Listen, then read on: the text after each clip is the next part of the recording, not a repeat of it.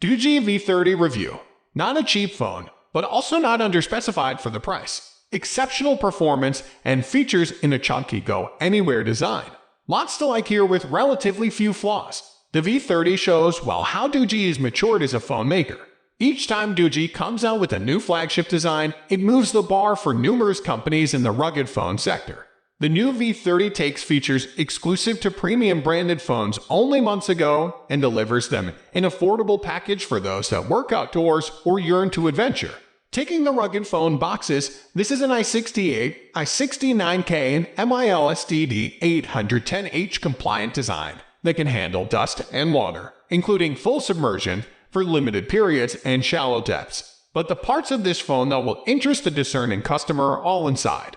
Specifically, the Dimensity 900 SoC, 8 GB of RAM, 256 GB of storage, and 108 MP camera. These make the V30 a potent and capable phone that can connect using 5G when available and capture the world around it in astounding detail. On the rear are 108 MP Samsung S5, KM2 SP3 main camera, 20 MP Sony IMX350 night vision camera, and a 16 MP wide angle and macro camera.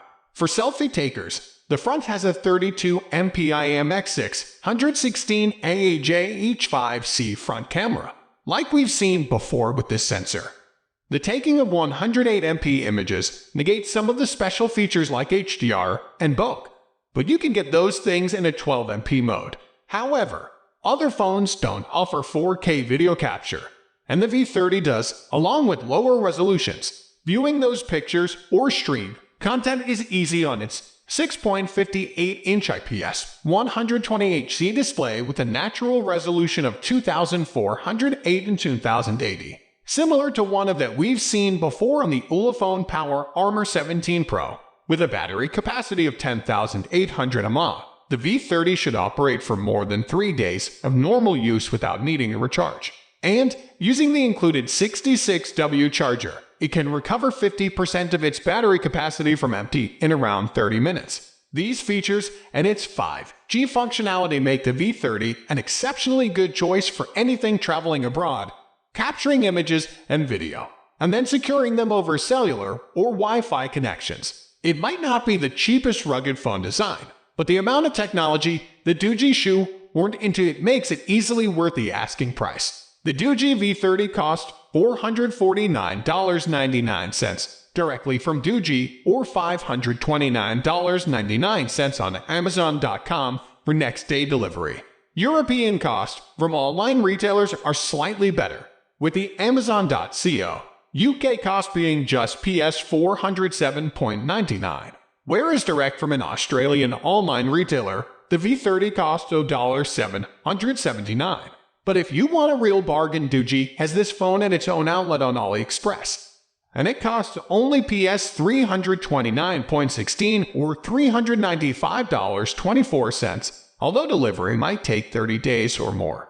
Considering the features of this phone, the price is very competitive. From the outside, there isn't much radical about the V30, as it falls into the familiar tropes where most large rugged phones fall. One unique aspect is that the phone's body is a boat-like profile, making it slightly easier to handle than some thicker phone models. Having its sides elevated also helps when picking up, which might otherwise be a challenge. The construction uses a combination of a milled metal frame covered largely in impact-resistant plastic and dense TPU. This has been texturized for better grip and to match a section of leather on the flat underside. One curiosity is the side panels that have a wood grain finish, although it's hard to determine what they're actually made from. It all looks nice, and with the leather underside, it gives the phone the feel of a luxury car interior.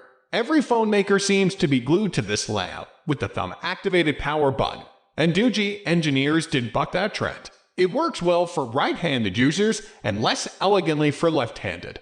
The MediaTek Dimensity 900 is the SoC of choice for flagship designs for those companies unwilling to pay Qualcomm for the latest Snapdragon silicon. We've seen it used in the V30 and the Ulefone Power Armor 18T, and it impressed us in both devices. This is a third-generation MediaTek APU that combines dual ARM Cortex-A78 performance cores with 6 ARM Cortex-A55 cores for efficiency. Its integrated GPU is Mali G68 Mach4 can handle 4K video encoding or decoding and supports OpenGL 3.1 and Vulkan for 3D rendering. As in SoC and not just a CPU and GPU. The 6nm chip can connect to LPDDR4X or LPDDR5X and supports UFS 2.1 and 3.1 storage.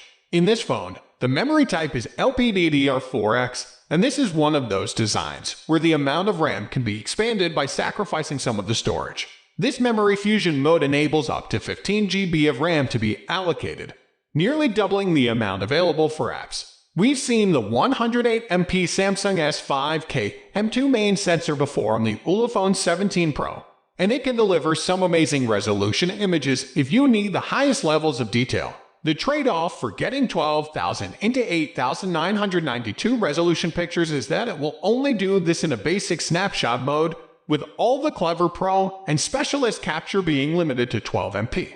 With such a large sensor and all the light it can capture, the 12MP results are excellent, but it would be nice to extract more resolution without losing all the shooting modes. Where this camera design differs from that in the Ulefone 17 Pro is it uses 8MP supporting wide-angle sensors, while the ones in the V30 are 16MP and 32MP. This results in better close-up and macro results, along with better selfies. But it isn't only the supporting sensors that are generally better, but also the way that the main 108MP is exploited is superior in the V30.